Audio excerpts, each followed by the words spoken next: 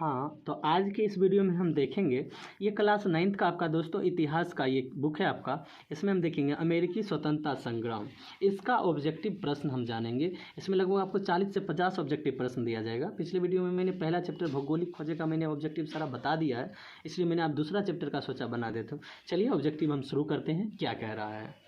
तो यहाँ पर आप देखेंगे दोस्तों, दूसरा चैप्टर आपका क्या कर रहा है, अमेरिकी स्वतंत्रता संग्राम। इसका हम पहला ऑब्जेक्टिव क्या है, सप्तवर्षीय युद्ध के कारण अमेरिका में किस देश का प्रभाव समाप्त हो गया। तो इसका आंसर हो जाएगा बी। दूसरा है सप्तवर्षीय युद्ध का प्रारंभ कब हुआ, तो हो जाएगा 1956 में। तीसरा, अमेरिका का स्वतंत्रता संग्राम कब समाप्त हुआ, तो हो जाएगा 1783।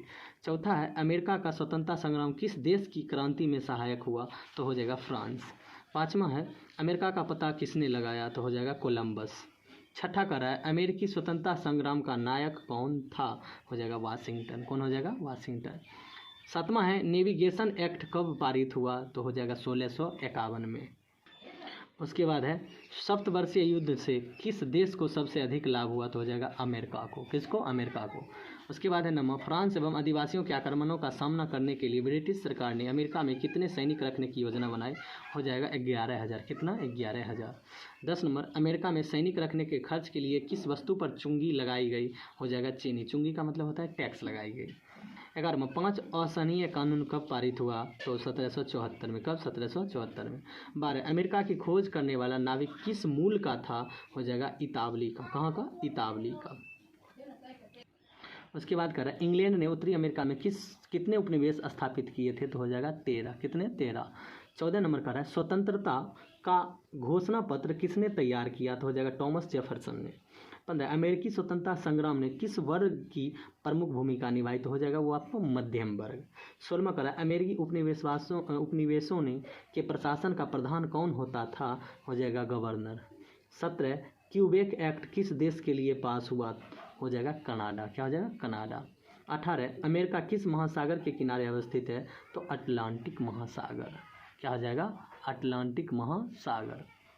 उसके बाद देखेंगे, अब हो जाएगा, नई दुनिया किस देश को कहा जाता है, वो हो जाएगा अमेरिका। 20 है, लेसेज फेयर का सिद्धांत किसने दिया, तो एडम स्मिथ ने। 21, 5 असहनीय कानूनों को किसने पारित करवाया, लॉर्ड नॉर्थ ने। 22, बोस्टन टी पार्टी की घटना कब हुई, तो हो जाएगा 1773 ईस्वी। 23, फिलाडेल्फिया का प्रथम सम्मेलन कब हुआ, हो जाएगा 1774 ईस्वी।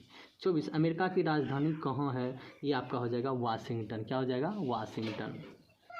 उसके बाद है, कॉमन सेंस की रचना किसने की थी, तो हो जाएगा आपका टॉमस पेन। स्टाम्प एक्ट किस वर्ष पारित हुआ, 1765 में। अमेरिकी स्वतंत्रता संग्राम में अंग्रेजों का सेनापति कौन था, वाशिंगटन।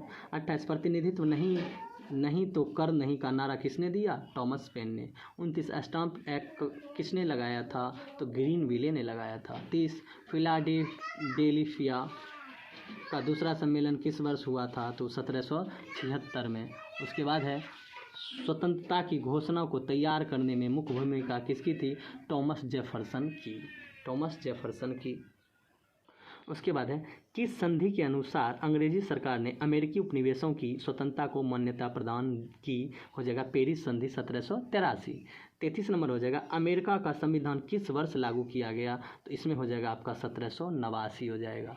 34 में कह रहा है, इंग्लैंड में कैबिनेट प्रणाली के विकास में किसका योगदान था, तो हो जाएगा छोटा पिट का।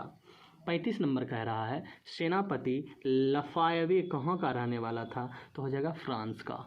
उसके बाद है 36 नंबर, अमेरिकी संविधान कब लागू हुआ, हो जाएगा 1789 में। कब हो जाएगा, 1789। 37, विश्व में पहला लिखित संविधान किस देश में लागू हुआ, तो हो जाएगा अमेरिका। अब देखिए क्या कह रहा है कि किस संधि के द्वारा अमेरिका स्वतंत्रता संग्राम को मान्यता मिली, पेरिस की संधि। 39, अमेरिकी स्वतंत्रता संग्राम में अमेरिका का सेनापति कौन था, तो वाशिंगटन था। कौन था, वाशिंगटन। उसके बाद अमेरिका के प्रथम राष्ट्रपति कौन बने थे, जॉर्ज वाशिंगटन। 41 नंबर का है, सप्तवर्षीय युद्ध किन दो देशों के बीच हुआ था, ये हो जाएगा ब्रिटेन, फ्रांस।